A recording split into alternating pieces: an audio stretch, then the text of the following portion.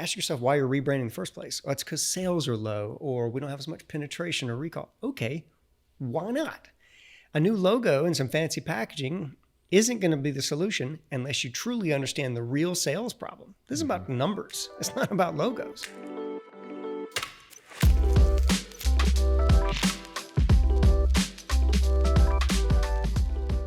All right, guys, welcome back, retail fans, to part 2 of our conversation on brand. If you didn't catch the first part, I would suggest you go back and watch that first part of the conversation because it's kind of foundational to what we're talking about now. If you're just joining us, you're on Retail Oriented. I'm your host, Mike Fowler. We've got an incredible guest, Phillip Oakley, Thank you, who Mike. is our VP of Brand at Sales Factory, and we're talking all about brand. But there's a lot of really juicy, good tidbits in that first part. So maybe go back and take a look at that, or start here and then go back and watch it after you've watched this episode. Either way, you're getting a lot of really good information and good stuff on brand and really how brands impact sales at retail, because that's what we care about, right? We're Sales Factory. We're talking about how do we impact the numbers on retail shelves. So to that end, Phillip, you spent a lot of time at Lowe's. So I want to hear a little bit more about some of the things that you saw, the big winners, the big brands that were doing really well. What did they have in common? Like, what were the things that you noticed through different categories, different jobs, different roles when you were at Lowe's that the really big brands and manufacturers did well, and what did they have in common? Yeah, absolutely. So to set the table a little bit for, again, someone who may be new, I was there in the late 90s, early aughts. We had the internet. It was not everyone had the internet. There were no smartphones walking around. We had no purpose for a QR code. You've just aged the both of us sitting a little here, bit. but it's okay.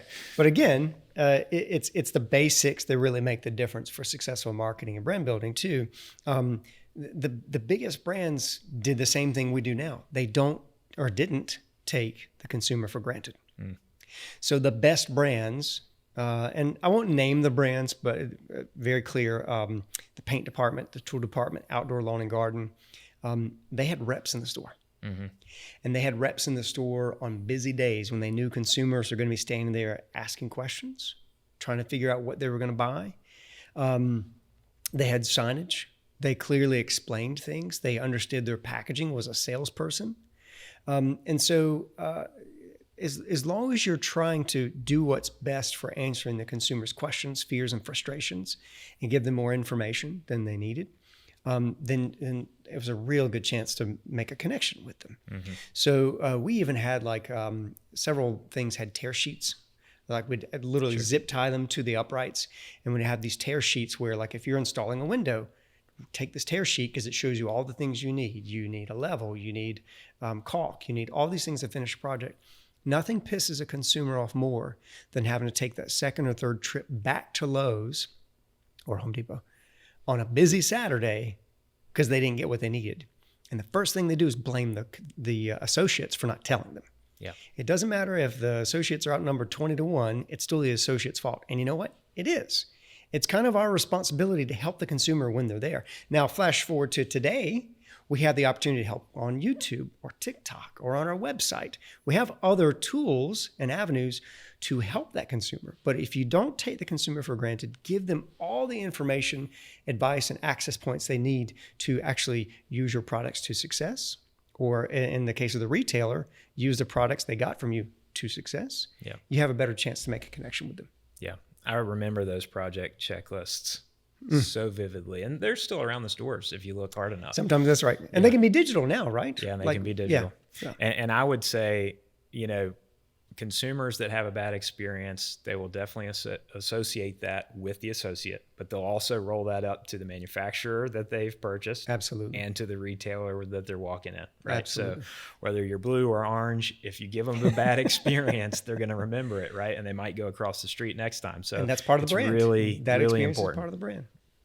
Yeah. So you talked about guys that are doing it, guys and girls that are doing it really well. I want to talk a little bit about when it might be time for a change a change to your brand, to your approach, to how your brand is represented to the outside world, when should manufacturers look at themselves and say, okay, it might be a time for some change here? Because we don't see it super often where big brands are making changes. There's a lot of notable ones that made changes and it did not go well, and then they went back. I always think of Tropicana. I could taste the orange juice right off the bat. Yeah. So, but when is it time to make a change? So let's take a step back as we dive into that. Take a step back and play devil's advocate. Okay. There's honestly a lot of times when a rebrand is prescribed and that's not the actual solution. A lot of people think they should rebrand and they shouldn't. And it's weird to hear that as an agency that helps with branding say you shouldn't do that. The real thing is take a step further back and make sure you understand the target audience. Because ask yourself why you're rebranding in the first place. Oh, it's because sales are low or we don't have as much penetration or recall. Okay, why not? A new logo and some fancy packaging isn't going to be the solution unless you truly understand the real sales problem. This is about numbers. It's not about logos. So going back and understanding the target audience, doing the research, et cetera, should give you an idea of what the real problem is. It may be the consumer thinks you're irrelevant. You may be associated with something that's old or out of date.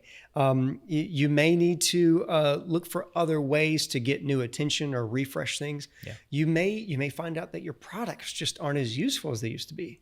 That there's some homemade solution that popped up on Pinterest or something that's actually better than your product, and you need to go learn how to create new products. When you have to change the consumer's perception of you, is a good time for a rebrand. Yeah. But it can't be empty. Just like going back to episode 1, we talked about authenticity. It has to be rooted in something that you've actually made a change. Yeah. A new formula, a new product, a new thing, whatever that is, a new understanding. Another reason would be if you're actually extending your circle of products offered, if you're tiptoeing into a new segment. Okay. So maybe it's not a rebrand, it's a brand refresh. So it's taking what you've built on with your core audience and giving them something to chew on as you go into a wider range. Yeah. An example we've talked about earlier is, Cadillac has a good brand. I'm not the target audience. I still respect the brand. It's, survived several refreshes, if you will. Honestly, they have beautiful cars now. It's one of the most beautiful cars on the road. But several years back, they made a Cadillac line of bicycles. And I think the line of thinking was like, retirement, cruising on the beach. And no one bought those things, right? Yeah. Because no one associated the Cadillac brand with putting the effort into, pedaling a bicycle. Yeah. And a better example of someone who could have a line of bicycles because it associates with the brand is Subaru.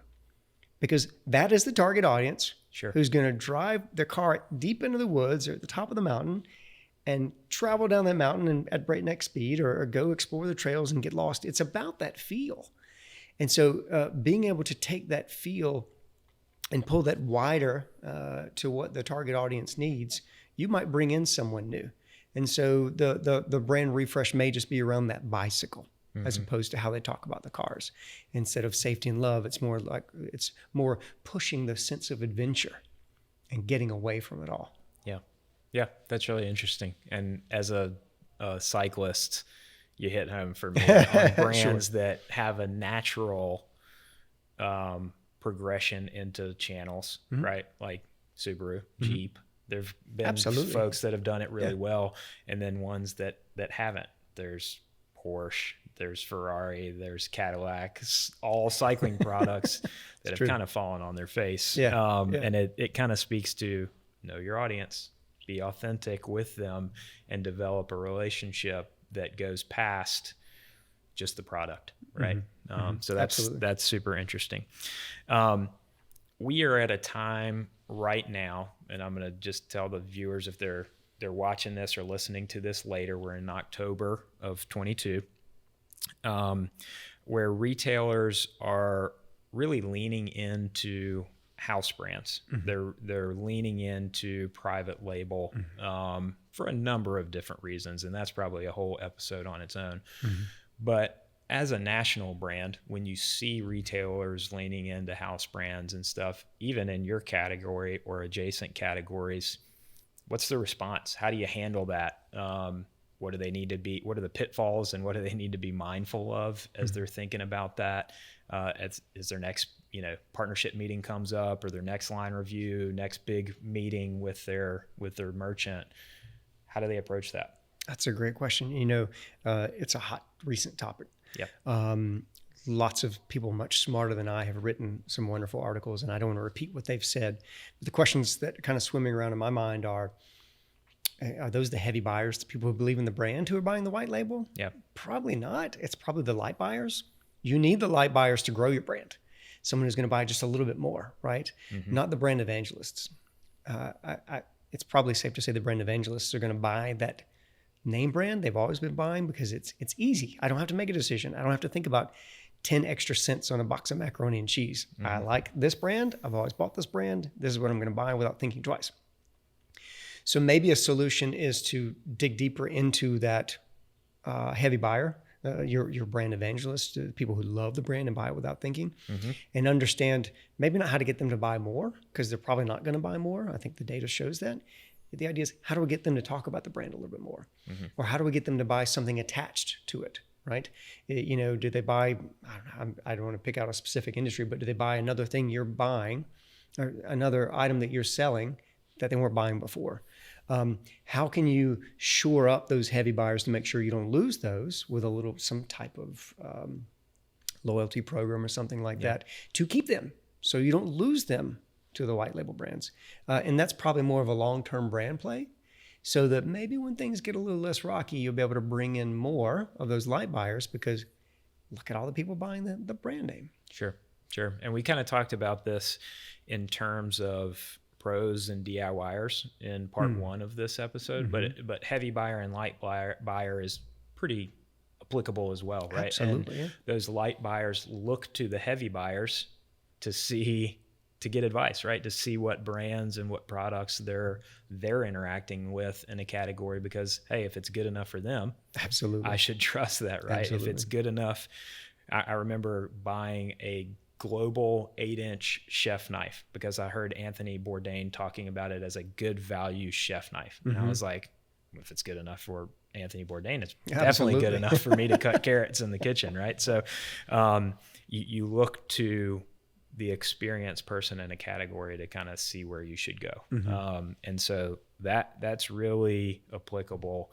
And when you're thinking about house brands and how do you interact, mm-hmm. where are you focusing your attentions mm-hmm. and your dollars in marketing and kind of attaining and retaining without cheapening the brand too. Sure. Because you talk about dollars, I think it's quick to see sales are dipping. Let's offer a price promotion. I don't pretend to be the price promotion specialist. We have a good team for that, right? But if you immediately start dipping your prices to compete with a white label, then you're cheapening the brand, period. Sure. Right? Don't come off the mountain to play in the mud with that. You want to make sure that you're retaining the brand you've built over time, right? And there might be a way to play with your price promotions without lowering your prices, but maybe more of a value approach. Sure. Where, instead of maybe it's a 2-pack or a 3-pack, where it's still more expensive and they're going to spend more to get it, but they're going to buy the Pro Pack. They're going to buy the Pro Pack's a good way to look at it. That's right. Now, keep in mind, if they do that, they're not going to buy the next 11. They're going to buy 12 tubes of caulk at one time. They're not buying the next 11 over the next 11 months. So again, that price promotion could cause an artificial dip in what looks like sales. But if you want to sell someone a big set of pliers and throw in a small set of pliers for the same price, then you're getting them to buy your larger set of pliers, and they're getting the smaller set they hadn't planned to buy in the first place. Now you're extending your repertoire within their toolbox. Sure. And winning more opportunities for a little brand recognition. Yeah, that's really good. We talk about how do you win at retail long term, and a big part of that is developing a real relationship and a trust-based relationship with your merchant, mm-hmm, right? So mm-hmm. the key to a long-term success in any retailer is having a good relationship with your merchant, where you're working together to grow the business, where you're trying to grow their business, they're trying to help you grow your business. It's a good partnership. So in terms of branding, right, how do we use branding to help create wins for merchants, right? So whatever retailer you're approaching, how do we help them win using brand? It still just comes back to the consumer and understanding what they need. It often does. It's always about the buyer, right? It's not about the brand. It's not about the merchant. Although if the brand can help the merchant sell, then the brand wins. But it's all about the consumer.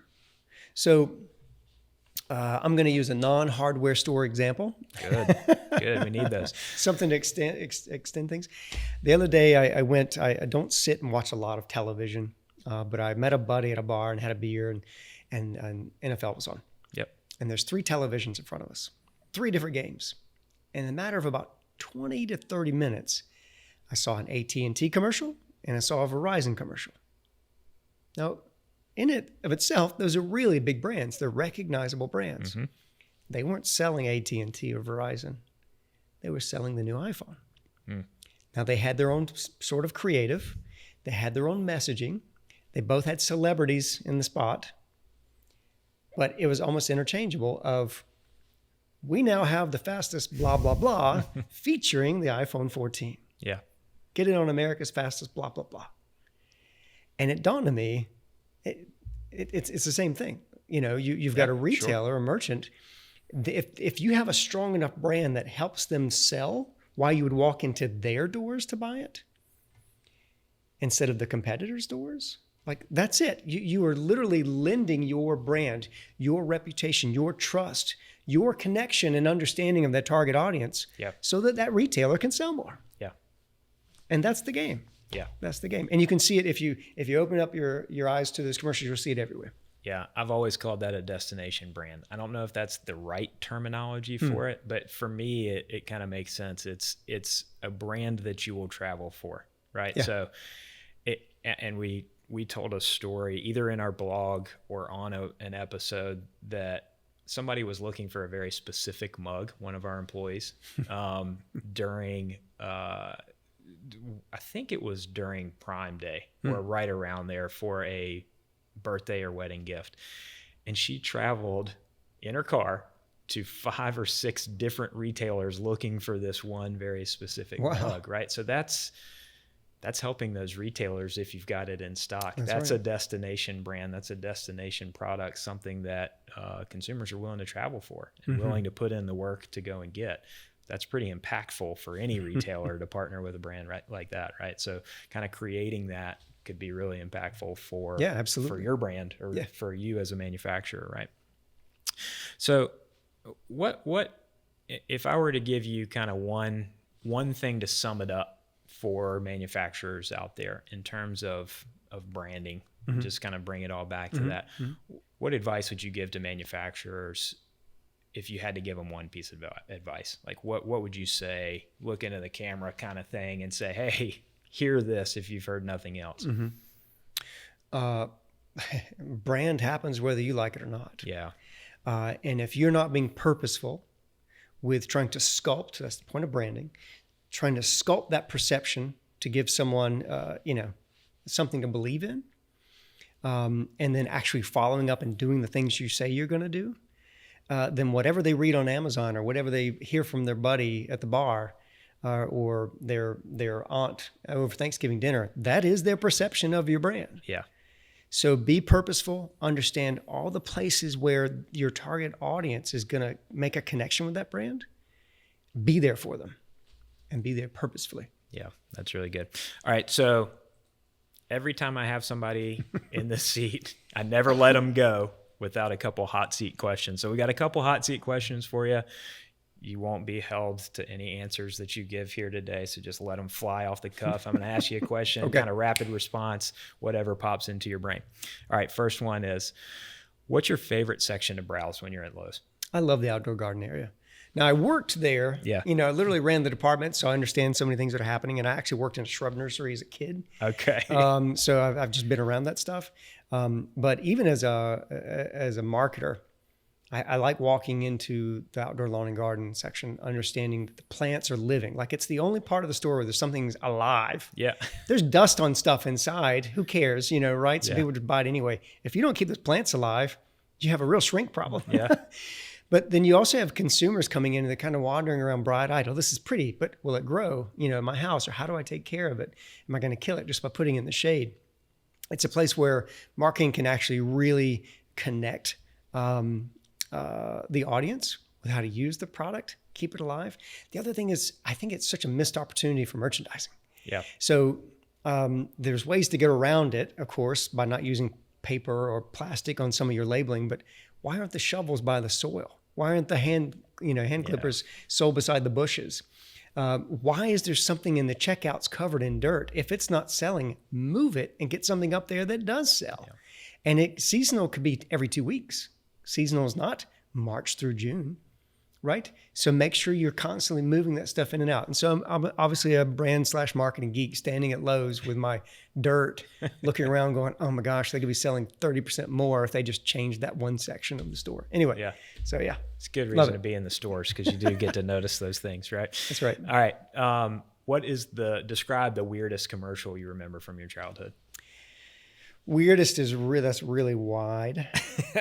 I'll let you define weird however you choose. I'll say weird as in a negative way, and we've talked about this before. Here is the McDonald's Arch Deluxe sandwich, and this is considered one of those brand failures that are out there. You can Google it if you haven't heard of the Arch Deluxe sandwich. But they basically wanted to compete with some other places and make like later Hardee's had the $12 cheeseburger. And that was just a much better way to present it. Yeah. They did the Arch Deluxe, and the marketing was all around having a refined palate. They had commercials with these, chefs, Michelin star chefs, putting the bun on top of the burger. But what they led with was this, I don't know, he's 13, 14-year-old boy, maybe 15, and a girl on a date at McDonald's. And the girl's sitting there with her Arch Deluxe, and he's sitting there with some other sandwich, and he's got ketchup smeared on the side of his face, and he's picking up pickles and dropping them in his mouth, and he's just being gross. I don't know if he belched or not, but that was the feeling you got. Yeah. And the whole message was around being refined when you eat. But that kid was my age, so I was like, I don't act like that. Again, this is understanding the target audience. You're saying I eat like that? I'm not going back to McDonald's for a while. I'm never taking a date there. Not that I ever did, but I'm never going to take, a date to McDonald's. I'm going to feel like I'm that guy. I'm going to be uncomfortable. So I thought that was just the weirdest commercial to lead that product with. Kind of always goes back to understanding your consumer. Always understand the consumer. Exactly. They didn't ask any 14-year-old boys what they thought about that. That's for certain. Right. So to that end, what era of McDonald's, branding has been your favorite? The Happy Meal, man. Oh, man. So again, let's take it back to understand the target audience. Adults know they shouldn't eat fast food all the time, but you're on a road trip, or you're after the soccer game, or you're in the car and you're headed home and you don't want to go home and make a healthy meal. You're like, I could go home and have a sandwich, but this kid in the back seat, what's going to make him happy? Yeah. The Happy Meal. Of course, you're going to go through the drive-thru. You're going to spend it. Then it was $7. Now it's going to be $25. But, you're going to go through and get the Happy Meal. The kid's going to eat. They can eat it all. Yeah. They're going to like it, and they're going to be pacified with all the shiny shenanigans that are associated with, and I don't mean the bag, that was copping out, the Happy Meal with the bag. Yeah. Come on. It's the arches on top of their box. Thing was so cool. And I haven't checked it out yet, but apparently that's making a resurface. The Happy Meal with the box is coming back, but it's not for kids. It's actually for adults who ate those Happy Meal boxes as a kid. You and I. So I don't know what's behind it yet. I have to go check it out, but they're trying to retarget us with the Happy Meal. I'm curious to see what's in there. That's cool. I don't have lunch plans, so maybe let's go get one. Check it out. Yeah. We'll expense it as part of marketing research, right? Branding research. All right. That was really a great conversation on brand. First off, I want to say thanks a lot for being here, Phil. Thanks for joining the show. Yeah, really enjoyed the conversation. If you didn't catch first part of that episode, go back and catch part one. Phillip, while you're here, any shout outs, anything that you want to say to the folks out there? Yeah, sure. Thanks. I'm very active on LinkedIn and Twitter. Love having these conversations all day long. You can find me on Twitter at Phillip_Oakley. That's Phillip with 2 L's. And LinkedIn, LinkedIn/in/Phillip Oakley. 2 L's. Yeah. Fantastic. Well, make sure you go and check out Phillip. I've heard from other people that he might have some juicy personal stuff on Twitter. So go check that out. It's always interesting. And thank you guys for being here. So really want to say thanks again for watching and tuning in to Retail Oriented. We are here for you guys. So if there's anything that you found particularly interesting, let's get into a debate in the comments. Drop a comment there. Tell us what you found interesting. If you had questions, drop them in there. Wherever you listen or watch your podcast, whether it's Apple, iTunes, Spotify, YouTube, Vimeo, all the different platforms, we're monitoring all of that stuff. So go and check it out. Or you can drop me an email personally, mike.fowler@salesfactory.com. I would love to hear from you, what you're liking, what you're not liking. If you've got a guest or a topic that you want us to cover, please send it our way. Or you can go to our website, salesfactory.com, and submit a submission form there. So tons of ways to get in touch with us. We also hope that you'll click that like button and subscribe button, the little bell icon, to make sure that you're catching Retail Oriented whenever it comes out. And hopefully it's bringing some really good stuff and interesting stuff for you to start thinking about with your brand, and how that's interacting at retail. And remember, at retail, it's all about selling in and selling through.